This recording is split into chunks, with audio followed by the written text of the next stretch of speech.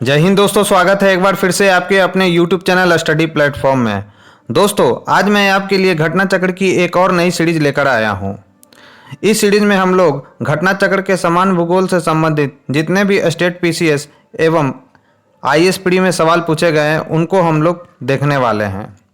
इस वीडियो में मैंने भारत का भूगोल और भारत के भूगोल के अंतर्गत जो पहला चैप्टर है सामान्य परिचय, उसको हम लोग देखने वाले हैं। तो अभी तक अगर आपने हमारे चैनल को सब्सक्राइब नहीं किया है तो सब्सक्राइब कर लें, बेल आइकन को प्रेस कर लें ताकि नई वीडियो की नोटिफिकेशन समय समय पर आपको मिलती रहे। साथ ही साथ अगर ये वीडियो आपको पसंद आए तो इसे ज़्यादा से ज़्यादा लाइक करें और अपने दोस्तों के साथ शेयर करें। तो चलिए डिस्कशन स्टार्ट करते हैं। सबसे पहले हम लोग भारत के भूगोल के अंतर्गत सामान्य परिचय में क्षेत्रफल से संबंधित जितने क्वेश्चन स्टेट पीसीएस और आईएएस प्री में पूछे गए उनको हम लोग देखेंगे। तो चलिए डिस्कशन स्टार्ट करते हैं। आज के डिस्कशन का हमारा फर्स्ट सवाल है दोस्तों, निम्नलिखित कथनों में से कौन से भारत के बारे में सही है। पहला ऑप्शन है दोस्तों, भारत विश्व का 5वां बड़ा देश है। दूसरा ऑप्शन है, यह स्थल मंडल के कुल क्षेत्रफल का 2.4% भाग अधिकृत किए हुए है।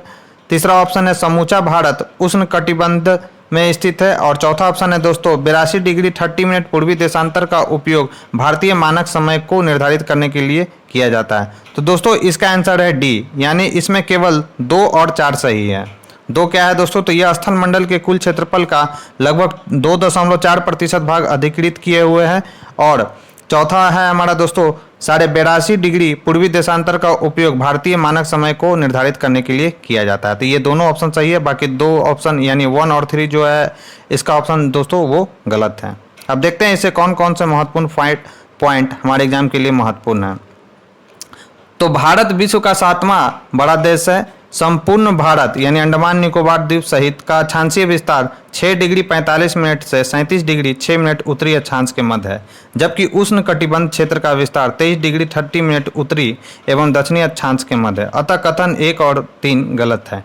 भारत स्थल मंडल के कुल क्षेत्रफल का 2.4% अधिकृत किए हुए हैं एवं 82.5 डिग्री पूर्वी देशांतर का उपयोग भारतीय मानक समय निर्धारित करने के लिए किया जाता है। अतः कथन 2 और 4 सही है दोस्तों। नेक्स्ट क्वेश्चन है दोस्तों, क्षेत्रफल की दृष्टि से भारत का विश्व के देशों में कौन सा स्थान है। तो दोस्तों क्षेत्रफल की दृष्टि से भारत का विश्व में 7वां स्थान है दोस्तों। नेक्स्ट क्वेश्चन है दोस्तों, भारतवर्ष आकार में विश्व का है। तो दोस्तों भारत का आकार विश्व में कितना है, तो 7वां सबसे बड़ा देश है दोस्तों भारत। तो ये आपको ध्यान में रखना है कि क्षेत्रफल में भारत का स्थान भारत का आकार विश्व में क्या है दोस्तों, तो 7वां सबसे बड़ा देश है कौन, अपना भारत देश।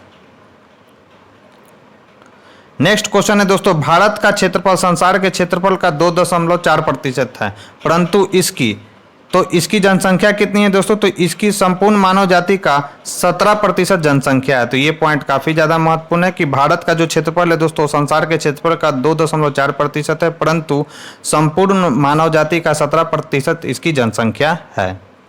अब देखते हैं इसे कौन कौन से महत्वपूर्ण पॉइंट है। तो भारत का क्षेत्रफल 32,87,263 वर्ग किलोमीटर है, जो संसार के समस्त क्षेत्रफल के स्थलीय भाग का लगभग 2.4% है, जबकि भारत में संपूर्ण विश्व की 17.5% वर्ष 2011 की जनगणना के अंतिम आंकड़ों के अनुसार जनसंख्या निवास कर रही है। अतः निकटतम सही उत्तर विकल्प कौन सा है दोस्तों, तो बी है। नेक्स्ट क्वेश्चन है दोस्तों, भारतवर्ष में लगभग कितने गांव हैं। तो दोस्तों भारतवर्ष में इनमें से कोई नहीं गांव है, यानी इसमें से कोई भी ऑप्शन सही नहीं है।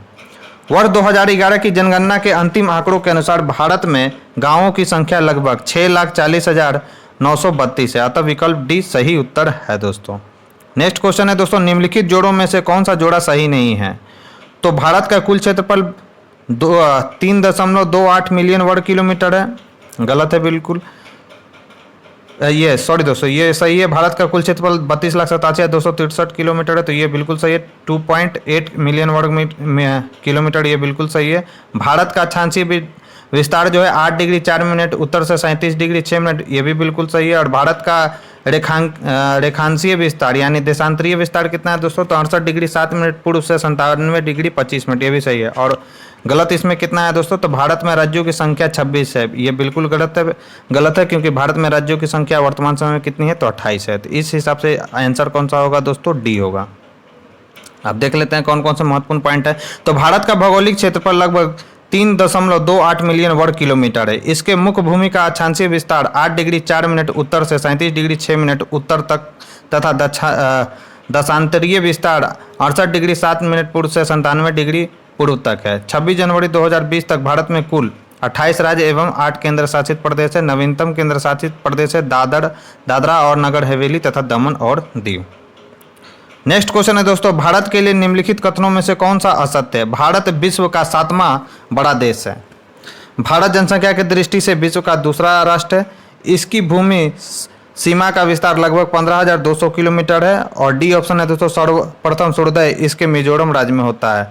तो डी गलत है दोस्तों, सर्वप्रथम सूर्योदय जो होता है भारत के अरुणाचल प्रदेश राज्य में होता है। बाकी तीनों जो ऑप्शन है वो बिल्कुल सही है। तो भारत में सर्वप्रथम सूर्योदय अरुणाचल प्रदेश राज्य में होता है दोस्तों। और भारत विश्व का 7वां बड़ा देश है। भारत जनसंख्या की दृष्टि से चीन के पश्चात विश्व का दूसरा राष्ट्र है। इसकी भूमि सीमा का विस्तार लगभग 15,200 किलोमीटर है दोस्तों। अब देखते हैं दोस्तों, अक्षांशीय विस्तार से संबंधित कौन कौन से सवाल विभिन्न गवर्नमेंट एग्जाम में पूछे गए हैं।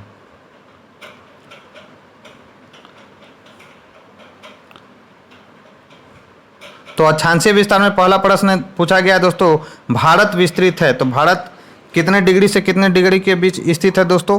तो इसका आंसर है दोस्तों डी, भारत का विस्तार। अब हम लोग देखते हैं तो भारत की मुख्य भूमि का विस्तार जो है दोस्तों उत्तर पूर्वी गोलार्ध में 8 डिग्री 4 मिनट उत्तर से 37 डिग्री 6 मिनट उत्तरी अक्षांश तथा 68 डिग्री 7 मिनट पूर्व से 97 डिग्री 25 मिनट पूर्वी देशांतरों के मध्य है। कर्क रेखा भारत के लगभग बीचों बीच से होकर गुजरती है। स्पष्ट है कि कोई भी विकल्प सही नहीं है, यानी इसमें से जो विकल्प दिया गया है दोस्तों वो एक भी सही नहीं है। नेक्स्ट क्वेश्चन है दोस्तों, सिक्किम से गुजरने वाला अक्षांश निम्नलिखित में से किस एक से भी गुजरता है? तो दोस्तों सिक्किम से गुजरने वाला जो अक्षांश है कहाँ से एक से होकर गुजरेगा दोस्तों? तो वह राजस्थान से होकर गुजरेगा। सिक्किम से गुजरने वाला अक्षांश रेखा राजस्थान से होकर गुजरेगी दोस्तों। जिस जिले से 70 डिग्री पूर्वी देशांतर रेखा गुजरती है वह है, तो वह जिला कौन सा है दोस्तों? तो जैसलमेर है, जो कि राजस्थान में स्थित है। तो 70 डिग्री पूर्वी देशांतर रेखा जैसलमेर जिले से गुजरती है दोस्तों। और ये राजस्थान में पूछा गया, यह राजस्थान के एग्जाम में पूछा गया सवाल है दोस्तों। अब हम लोग दोस्तों भारत एवं कर्क रेखा से संबंधित जितने भी सवाल पूछे गए हैं विभिन्न स्टेट पीसीएस और आईएसपीडी में, उनको हम लोग एक एक करके देखेंगे। तो फर्स्ट सवाल पूछा गया है दोस्तों कि कर्क रेखा किस राज्य से होकर गुजरती है? तो दोस्तों कर्क रेखा बिहार राज्य से होकर गुजरती है, जो कि ये बहुत पुराना क्वेश्चन है दोस्तों। उस समय बिहार का बंटवारा नहीं हुआ था, तो 1990 का ये क्वेश्चन है। तो इसलिए इसका आंसर कौन सा होगा? बिहार। जबकि अगर वर्तमान में पूछा जाए तो कौन सा होगा दोस्तों इन सब ऑप्शनों में से? तो ये हो जाएगा झारखंड। तो कर्क रेखा पर पड़ने वाले राज्यों के भारत के राज्य कुल 8 हैं दोस्तों। कौन कौन से? गुजरात, राजस्थान, मध्य प्रदेश, छत्तीसगढ़, झारखंड, पश्चिम बंगाल, त्रिपुरा और मिजोरम। अतः वर्तमान में उपर्युक्त दिए गए विकल्पों में कोई भी सही नहीं है, किंतु प्रश्न काल में झारखंड बिहार का ही भाग था, अतः तत्कालीन परिस्थितियों में विकल्प बी ही सही उत्तर था। कर्क रेखा निम्नलिखित में से किन राज्यों से होकर गुजरती है दोस्तों? तो कर्क रेखा किन राज्यों से होकर गुजरती है दोस्तों? तो गुजरात, छत्तीसगढ़ और झारखंड। उत्तर प्रदेश से कर्क रेखा होकर नहीं गुजरती है। तो ऑप्शन कौन सा हो जाएगा दोस्तों? तो 1, 2 और 4, यानी ए आंसर होगा। कर्क रेखा गुजरती है दोस्तों, तो कर्क रेखा कहाँ से गुजरती है दोस्तों? तो इन सभी से, मध्य प्रदेश, त्रिपुरा, मिजोरम और मध्य प्रदेश, त्रिपुरा, मिजोरम, इन तीनों से होकर गुजरती है। तो अतः विकल्प कौन सा सही होगा दोस्तों? तो डी विकल्प सही होगा। कितने भारतीय प्रदेशों से होकर कर्क रेखा गुजरती है? तो 8 भारतीय प्रदेशों से होकर कर्क रेखा गुजरती है दोस्तों। सेम क्वेश्चन है। नेक्स्ट है भारत का एक राज्य जिससे होकर कर्क रेखा गुजरती है, तो वो कौन सा है दोस्तों? तो वह राज्य है झारखंड। झारखंड राज्य से कर्क रेखा होकर गुजरती है। नेक्स्ट क्वेश्चन है दोस्तों, निम्नलिखित में से किस राज्य से कर्क रेखा नहीं गुजरती है दोस्तों? तो निम्नलिखित, तो त्रिपुरा, छत्तीसगढ़ और मिजोरम से होकर कर्क रेखा गुजरती है दोस्तों, जबकि मणिपुर से कर्क रेखा होकर नहीं गुजरती है दोस्तों। नेक्स्ट क्वेश्चन है दोस्तों, निम्नांकित नगरों में कौन कर्क रेखा से निकटतम दूरी पर स्थित है? अगरतला, गांधीनगर, जबलपुर और उज्जैन। तो जो गुजरात में स्थित गांधीनगर है दोस्तों, वह कर्क रेखा से निकटतम दूरी पर स्थित है दोस्तों। और यह विभिन्न पीसीएस एग्जाम में, यूपी पीसीएस एग्जाम में पूछा गया है दोस्तों। तो विकल्प में दिए गए भारतीय नगरों की अक्षांशीय स्थिति निम्नानुसार है। तो अगरतला जो है दोस्तों 23 डिग्री 50 मिनट उत्तर के मध्य स्थित है। गांधीनगर जो है दोस्तों 23 डिग्री 19 मिनट उत्तर में अक्षांश में स्थित है। जबलपुर जो है दोस्तों 23 डिग्री 11 मिनट उत्तर अक्षांश में स्थित है। और उज्जैन जो है दोस्तों 23 डिग्री 9 मिनट उत्तर अक्षांश के मध्य स्थित है दोस्तों। अगर अंतर देखा जाए तो इन दोनों में अंतर स्थिति क्या है दोस्तों 23.5 डिग्री से, तो यह -20 मिनट का अंतर है यहाँ पर। यहाँ +11 मिनट का अंतर है, यहाँ +19 मिनट का अंतर है और यहाँ पे +21 मिनट का अंतर है। तो इस हिसाब से आंसर जो हमारा हो जाएगा दोस्तों वो गांधीनगर हो जाएगा। दूरी के अनुसार उपर्युक्त में से कर्क रेखा से सबसे कम अक्षांशीय अंत गांधीनगर का है, अतः गांधीनगर कर्क रेखा के सर्वाधिक निकट होगा दोस्तों। तो नेक्स्ट क्वेश्चन है दोस्तों, निम्न नगरों में कौन सा कर्क रेखा के निकट है। तो निम्न नगरों में कौन सा कर्क रेखा के निकट है दोस्तों, तो कोलकाता जो है कर्क रेखा के सबसे निकट है। अब यहाँ पर दिया गया है कि दिल्ली कितने से कितने अक्षांशों के बीच स्थित है। कोलकाता जो है 22.5 डिग्री उत्तरी अक्षांश के मध्य स्थित है। जोधपुर जो है दोस्तों 26 डिग्री से 27 डिग्री के मध्य स्थित है ये, और नागपुर जो है 21 डिग्री से 9 डिग्री के मध्य स्थित है। कर्क रेखा का वास्तविक अक्षांश विषुवत रेखा के उत्तर में 23.5 डिग्री है, अतः उपयुक्त में कर्क रेखा के निकटतम नगर कोलकाता है दोस्तों। कौन सा महत्वपूर्ण अक्षांश भारत को 2 लगभग भागों में विभाजित करता है। तो कौन सा है दोस्तों, तो 23.5 डिग्री उत्तरी अक्षांश जो है दोस्तों भारत को 2 बराबर भागों में विभाजित करता है। नेक्स्ट क्वेश्चन है दोस्तों, निम्नलिखित में से कौन सा भारतीय राज्य कर्क रेखा के उत्तर में स्थित है। तो कौन सा राज्य दोस्तों कर्क रेखा के उत्तर में स्थित है, तो मणिपुर जो राज्य है दोस्तों वह कर्क रेखा के उत्तर में स्थित है। नेक्स्ट क्वेश्चन है दोस्तों, जून माह में निम्न स्थानों में से कहां पर दिन की अवधि अधिकतम होती है। तो दिन की अवधि अधिकतम कहां पर होती है दोस्तों, तो दिल्ली में जो है दिन की अवधि अधिकतम होती है दोस्तों। सूर्य के उत्तरायण यानी भूमध्य रेखा के उत्तर होने के बाद से ही उत्तरी गोलार्ध में दिनों की अवधि बढ़ती जाती है। 21 जून को सूर्य उत्तरायण स्थिति के सर्वोच्च बिंदु पर होता है। इस माह में कर्क रेखा से उत्तर जाने पर दिनों की अवधि बढ़ने लगती है। दिल्ली की स्थिति उपर्युक्त विकल्प में सबसे उत्तर है, अतः यहाँ दिन की अवधि अधिकतम होगी। नेक्स्ट क्वेश्चन है दोस्तों, निम्नलिखित में से कौन सा शहर कर्क रेखा से सबसे निकटतम है। तो कर्क रेखा के सबसे निकट कौन है दोस्तों, तो जबलपुर है। और ये इसका अक्षांशीय विस्तार दिया गया है कि कितने डिग्री पर है। तो ये आप देख लेंगे कि उपयुक्त शहरों की अक्षांशीय स्थिति के अनुसार कर्क रेखा के सर्वाधिक निकट का शहर जबलपुर होगा, क्योंकि जबलपुर के अक्षांश एवं कर्क रेखा मध्य अक्षांश अंतर सबसे कम है दोस्तों। नेक्स्ट क्वेश्चन है दोस्तों, निम्नलिखित भारत की नदियों में कौन कर्क रेखा को 2 बार पार करती है। तो कर्क रेखा को 2 बार कौन पार करती है दोस्तों, तो माही नदी उसका नाम है। ये आपको ध्यान रखना है, काफी महत्वपूर्ण सवाल है दोस्तों कि माही नदी जो है कर्क रेखा को 2 बार काटती है। अब मानक समय से जितने भी सवाल पूछे गए हैं दोस्तों विभिन्न स्टेट पीसीएस में और आईएसपीडी में, उनको हम लोग एक एक कर देखेंगे। तो फर्स्ट सवाल पूछा गया है दोस्तों, जब भारतीय मानक समय के यामोत्तर पर अर्धरात्रि है, एक स्थान पर सुबह का 6 बजता है, उस स्थान की अवस्थिति जिस यामोत्तर पर है वह है। तो वो कौन से यामोत्तर पर है दोस्तों, तो 172 डिग्री 30 मिनट पूर्वी देशांतर के मध्य यह स्थित है दोस्तों। जब भारतीय मानक समय के यामोत्तर पर अर्धरात्रि है, एक स्थान पर सुबह का 6 बजता है, तो वह स्थान भारत से पूर्व में होगा, क्योंकि पूर्व में सुबह सबसे पहले होती है। 6 घंटे के अंतराल पर उनके यामोत्तर के बीच कितना डिग्री का अंतर होगा दोस्तों, तो 90 डिग्री का अंतराल होगा। भारत का मानक समय 82.5 डिग्री यामयोत्तर है, अतः वह स्थान 90 + 82.5, तो 90 + 82.5 कितना हो जाएगा दोस्तों, तो 72 डिग्री जो सॉरी दोस्तों 172 डिग्री हाफ मिनट जो पूर्व में होगा। तो ये आपको ध्यान रखना है कि 172 डिग्री हाफ मिनट जो होगा वो पूर्व में होगा, इसका करेक्ट आंसर, यानी 172 डिग्री 30 मिनट पूर्व। नेक्स्ट है दोस्तों, गुजरात के सबसे पश्चिमी गांव और अरुणाचल प्रदेश के सबसे पूर्वी छोर पर स्थित वालांग के समय में कितने घंटे का अंतराल होता है दोस्तों, तो कितने घंटे का अंतराल होगा दोस्तों, तो 2 घंटे का अंतराल होगा। तो गुजरात का देशांतरीय विस्तार 68 डिग्री 4 मिनट पूर्व से 74 डिग्री 4 मिनट पूर्वी देशांतर के मध्य तथा अरुणाचल प्रदेश का देशांतरीय विस्तार 91 डिग्री 30 मिनट पूर्व से 97 डिग्री 30 मिनट पूर्व है। अतः गुजरात के पश्चिम एवं अरुणाचल प्रदेश के पूर्वी छोर के मध्य देशांतरीय अंतर कितना डिग्री का हो जाएगा दोस्तों? तो 29 डिग्री 26 मिनट का।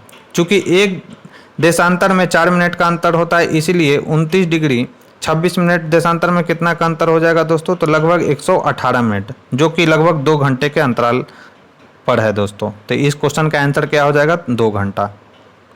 नेक्स्ट क्वेश्चन है दोस्तों, निम्नलिखित कथनों पर विचार कीजिए। जबलपुर की देशांतर रेखा इंदौर एवं भोपाल की देशांतर रेखाओं के बीच, औरंगाबाद का अक्षांश वडोदरा एवं पुणे के अक्षांश के बीच है, बेंगलुरु की अवस्थिति चेन्नई की तुलना में अधिक दक्षिणावर्ती है। तो कौन सा विकल्प इन तीनों में सही है दोस्तों? तो सी 3, 2 और जो 3 है दोस्तों वो बिल्कुल सही है। यानी औरंगाबाद का अक्षांश वडोदरा एवं पुणे के अक्षांशों के बीच है। बेंगलुरु की अवस्थिति जो है दोस्तों चेन्नई की तुलना में अधिक दक्षिणावर्ती है, ये बिल्कुल सही है।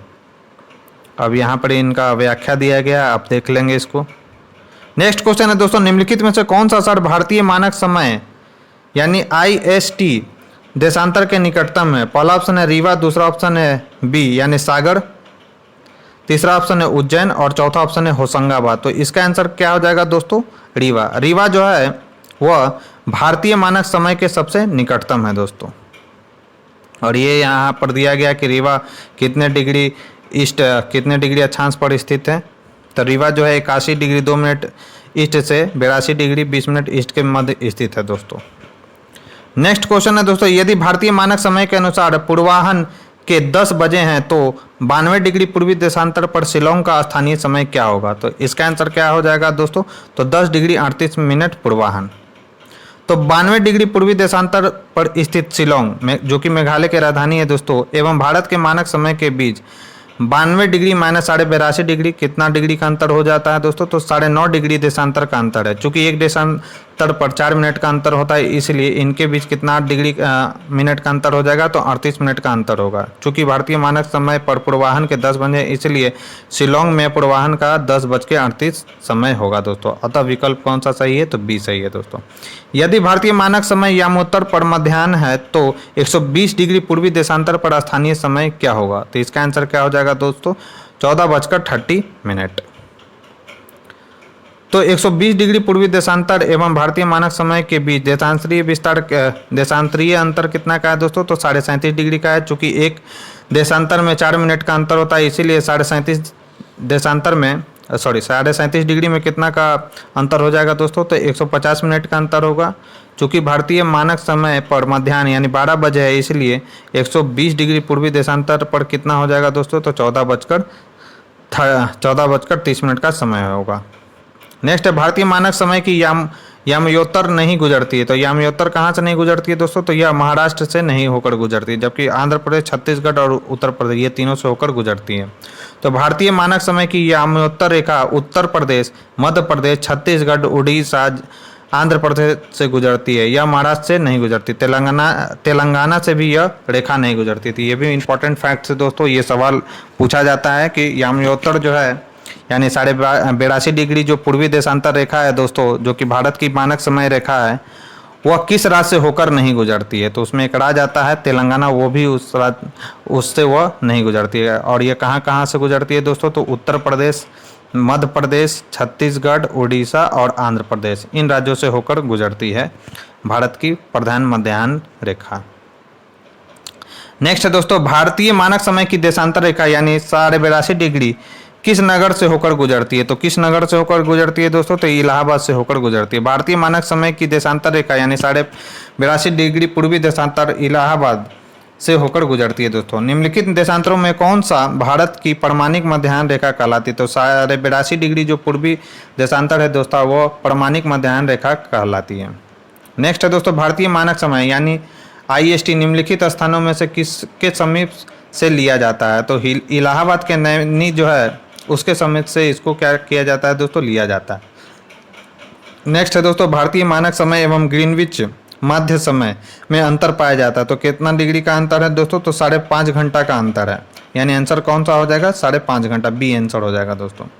तो भारतीय मानक समय एवं ग्रीनविच मध्य समय में 5.5 घंटे का अंतर पाया जाता है, तब विकल्प कौन सा सही है? बी सही है। यदि अरुणाचल प्रदेश में तीरप में सूर्योदय 5 बजे होता है तो गुजरात में कांडला में सूर्योदय किस समय पर होगा? तो गुजरात में कांडला किस समय पे हो जाएगा दोस्तों? तो 2 घंटे का अंतराल होता है अरुणाचल प्रदेश और गुजरात में, तो 2 घंटा इसमें कौन सा हो जाएगा? तो 7 बजे। 7 बजे इसका करेक्ट आंसर हो जाएगा दोस्तों। नेक्स्ट क्वेश्चन है दोस्तों, निम्नलिखित में से कौन सा शहर दिल्ली के सबसे समीप के देशांतर पर स्थित है? तो बेंगलुरु जो है दोस्तों दिल्ली के सबसे समीप देशांतर पर स्थित है, और ये यहाँ इसका देशांतरीय विस्तार बताया गया है शहरों का, आप देख लेंगे इससे। अब दूरस्थ बिंदु से संबंधित जितने भी सवाल पूछे गए हैं दोस्तों भारत के भूगोल में, उनको हम लोग देखने वाले हैं। तो पहला क्वेश्चन है दोस्तों, भारत का सुदूरस्थ दक्षिणी बिंदु है, तो सुदूरस्थ दक्षिणी बिंदु कौन सा है दोस्तों? तो इंदिरा पॉइंट है। तो भारत का यानी दूरस्थम दक्षिणी बिंदु कौन सा है? तो इंदिरा पॉइंट है, और यह ग्रेट निकोबार अथवा बड़ा निकोबार द्वीप में स्थित है। ये भी आपको ध्यान रखना है दोस्तों, काफी महत्वपूर्ण पॉइंट है ये। नेक्स्ट क्वेश्चन है दोस्तों, भारत का दक्षिणतम बिंदु कहाँ है? तो भारत का दक्षिणतम बिंदु कहाँ पर स्थित है दोस्तों? अभी मैंने बताया था कि यह ग्रेट निकोबार में स्थित है, यानी बड़ा निकोबार में यह स्थित है। नेक्स्ट क्वेश्चन है दोस्तों, भारत का सुदूर दक्षिण में इंदिरा पॉइंट निम्नलिखित में से कहाँ पर स्थित है? तो यह कहाँ पर स्थित है? तो बड़ा निकोबार में स्थित है। सेम क्वेश्चन है दोस्तों। नेक्स्ट क्वेश्चन है दोस्तों, भारत के राज्यों का निम्नलिखित में से कौन सा युग्म सबसे पूर्वी और सबसे पश्चिमी राज्यों को इंगित करता है? तो सबसे पूर्वी राज्य है हमारा अरुणाचल प्रदेश, और सबसे पश्चिमी राज्य है हमारा गुजरात। तो आंसर कौन सा हो जाएगा दोस्तों? तो डी। नेक्स्ट क्वेश्चन है दोस्तों, भारत का सुदूर पश्चिम का बिंदु है, तो भारत का सुदूर पश्चिम का बिंदु कितना डिग्री है दोस्तों? तो 68 डिग्री 7 मिनट पूर्व गुजरात में। तो ये इसका आंसर है, यानी सी। भारत के मुख्य भूमि का सुदूरस्थ पश्चिमी बिंदु 23.713 डिग्री उत्तरी अक्षांश तथा 68 डिग्री 7 मिनट पूर्वी देशांतर पर गुहार मोती यानी गुजरात में स्थित है दोस्तों।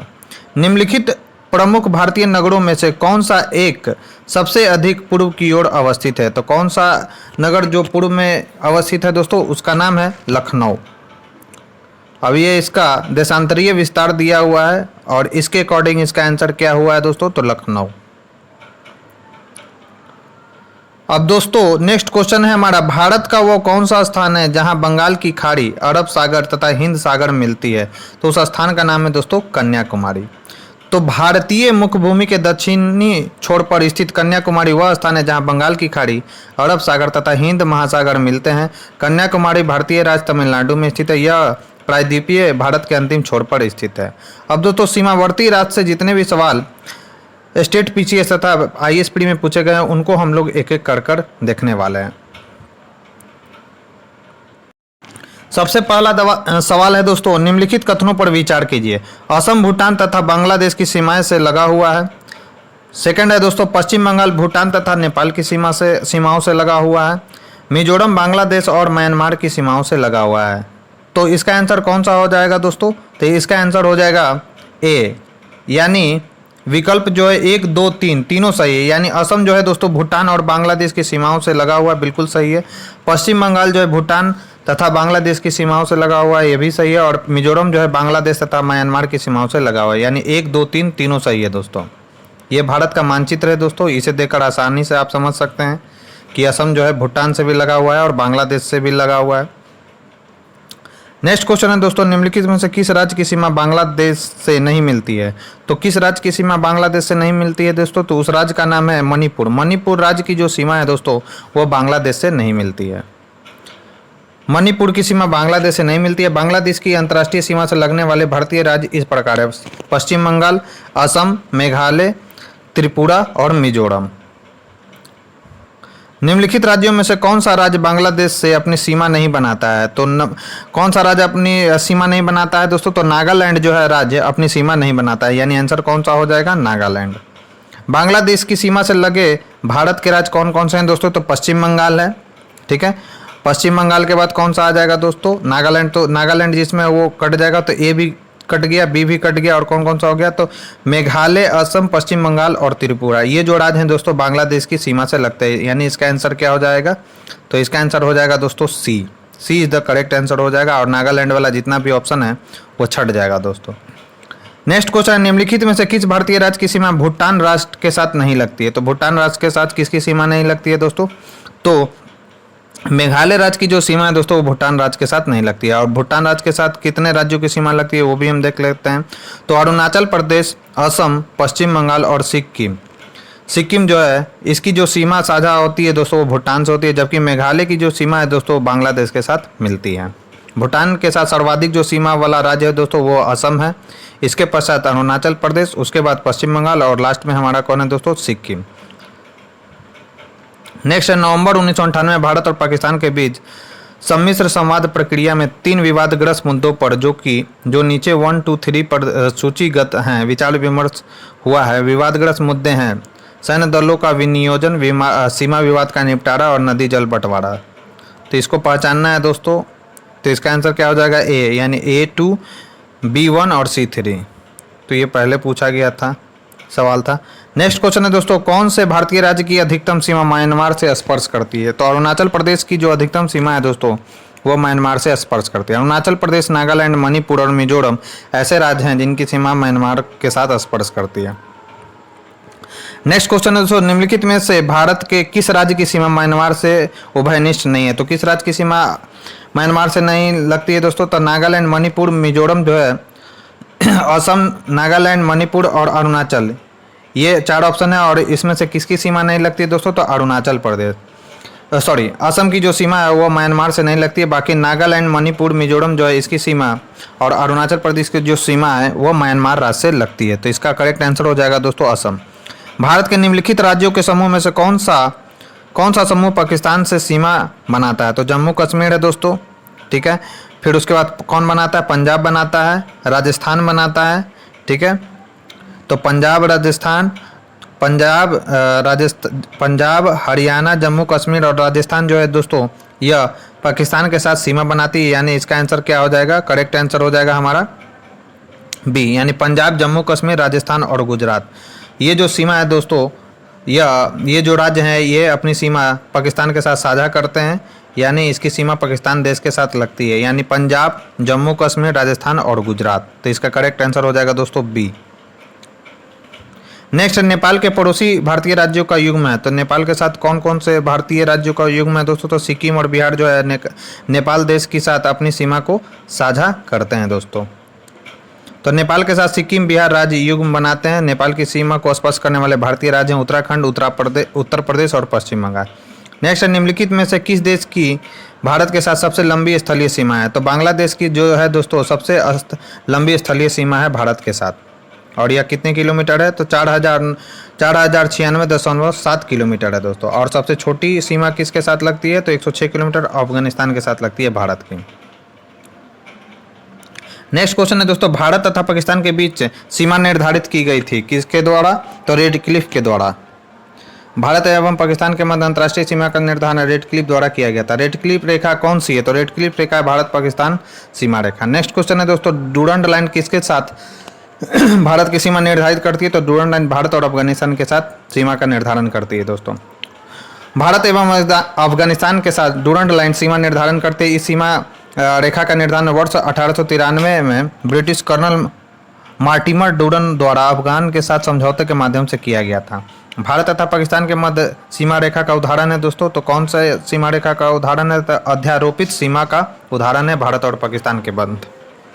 भारत एवं पाकिस्तान के मध्य सीमा रेखा अध्यारोपित सीमा रेखा यानी सुपर इम्पोज्ड बाउंड्री का उदाहरण है। अध्यारोपित सीमा एक ऐसी सीमा होती है जो किसी बाह्य शक्ति द्वारा आरोपित की जाती है। वर्ष 1947 में भारत और पाकिस्तान ने ग्रेट ब्रिटेन द्वारा अध्यारोपित सीमा को साझा किया था। ये कुछ महत्वपूर्ण पॉइंट है दोस्तों इससे रिलेटेड जिसे आपको ध्यान में रखना। नेक्स्ट है, भारत और चीन की उत्तर पूर्वी सीमा का सीमांकन कौन सी रेखा करती है? तो मैकमोहन रेखा करती है दोस्तों उत्तर पूर्वी सीमा का सीमांकन। भारत एवं चीन की उत्तर पूर्वी सीमा का सीमांकन मैकमोहन रेखा करती है। इस रेखा का निर्धारण वर्ष 1914 में सर हेनरी मैकमोहन के द्वारा किया गया था दोस्तों। नेक्स्ट क्वेश्चन है दोस्तों, मैकमोहन रेखा सीमा रेखा है तो भारत और चीन के बीच है। किसके द्वारा भारत श्रीलंका से अलग होता है? तो पाक जल डमरू मत से जो है दोस्तों भारत और श्रीलंका एक दूसरे से अलग होता है। नेक्स्ट क्वेश्चन है, भारत के किस प्रदेश की सीमाएं 3 देशों अर्थात क्रमशः नेपाल, भूटान एवं चीन से मिलती है? तो कौन सा देश है दोस्तों? उसका नाम है सिक्किम। सिक्किम राज्य की सिक्किम राज्य की जो सीमा है दोस्तों वो नेपाल, भूटान तथा चीन देश से लगती है। भारत में के निम्नलिखित राज्यों में से किसके 3 तरफ अंतर्राष्ट्रीय सीमा है? तो कौन सा अंतर्राष्ट्रीय सीमा है दोस्तों? तो त्रिपुरा। 3 से याद रखना, ट्रिक भी है, 3 है और इसमें 3 लिखा हुआ है। तो त्रिपुरा जो है, त्रिपुरा जो राज्य है दोस्तों, उसकी जो तीनों तरफ से जो है उसकी अंतर्राष्ट्रीय सीमा लगती है उस राज्य की। तो त्रिपुरा राज्य उत्तर, पश्चिम तथा दक्षिण में तीनों तरफ से बांग्लादेश से घिरा हुआ है, अतः इसके तीनों तरफ अंतर्राष्ट्रीय सीमा है। भारत का अपने पड़ोसी देशों के मध्य अंतर्राष्ट्रीय सीमा के विस्तार का आरोही क्रम है। तो कौन सा आरोही क्रम है दोस्तों पड़ोसी देशों के साथ? तो बी है, यानी नेपाल, पाकिस्तान, चीन और बांग्लादेश। और ये जो था दोस्तों हमारा क्वेश्चन, ये हमारा आज का लास्ट क्वेश्चन था। तो दोस्तों इस वीडियो में आज के लिए बस इतना ही। ये आपको कैसा लगा आप मुझे कमेंट कर ज़रूर बताएं। साथ ही साथ अगर ये वीडियो आपको पसंद आ रही हो तो इसे ज़्यादा से ज़्यादा लाइक करें, अपने दोस्तों के साथ शेयर करें। अगर चैनल पर पहली बार आए हैं तो चैनल को सब्सक्राइब कर लें, बेल आइकन को प्रेस कर लें। तो दोस्तों मिलते हैं हम अपने नेक्स्ट वीडियो में। नेक्स्ट वीडियो में हम लोग भारत भौतिक विभाजन के अंतर्गत भारत के जो प्रादेशिक प्रदेश है उनसे रिलेटेड जितने भी सवाल पूछे गए उनको हम लोग डिस्कस करेंगे। तो आज के लिए बस इतना ही। Thank you.